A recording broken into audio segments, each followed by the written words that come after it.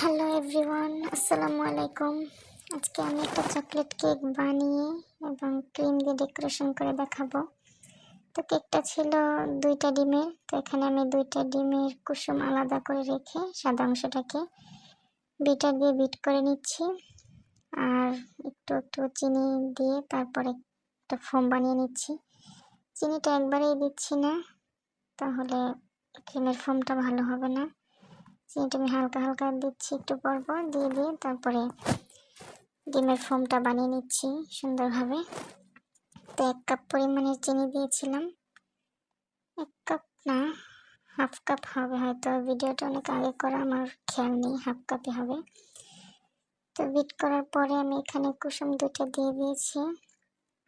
তারপর দিয়ে দিচ্ছি চকলেট ইমালশন, চকলেট ফ্লেভারের জন্য, তো এটা কালারও হবে। দিয়ে আমি ভালোভাবে ডিমের ফোমটা একটু ভালোভাবে মিক্স করে নিচ্ছি। তো দেখতেই পাচ্ছেন কত সুন্দর একটা চকলেটি কালার এসছে। তো ফোমটা আমার প্রায় হয়ে গেছে। এরপর এখানে শুকনো উপকরণ মিক্স করা বাকি।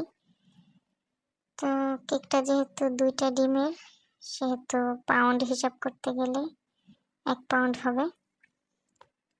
আমি কেক বানাই ঘরে এমনিতে খাওয়ার জন্য, আমার ছেলে মেয়ের জন্য।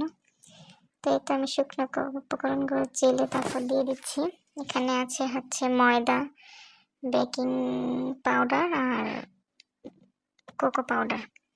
এই 3টা আমি আগে থেকে চেলে রেখে দিয়েছিলাম। তারপর আবার যখন মিক্স করতেছি তখন আরেকবার চেলে দিয়েছি, তাহলে মানে শুকনো উপকরণগুলো খুব ভালোভাবে মিক্স হয় আর কি।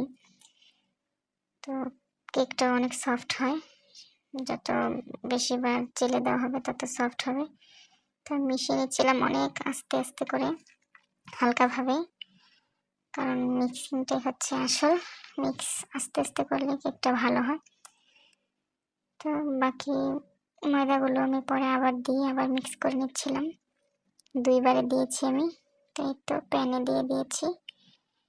এই তো আমার কেক হয়ে গেছে।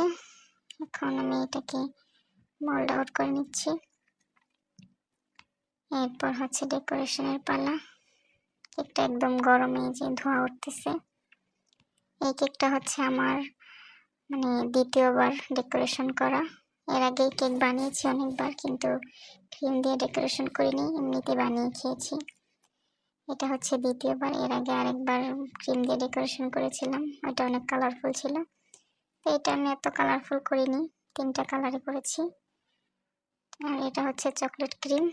চকলেট ক্রিম দিয়ে উপরে আমি ফ্লাওয়ার যে জায়গাগুলোতে বসাবো সেখানে একটা বেস দিয়ে নিচ্ছিলাম একটু ঘন করে, বেশি করে। তো এই তো হলুদ কালার দিয়ে আমি ফুলগুলো দিলাম। আর কোনো অকেশন ছিল না বলে আমার ছেলে মেয়ের নাম দিয়ে দিলাম।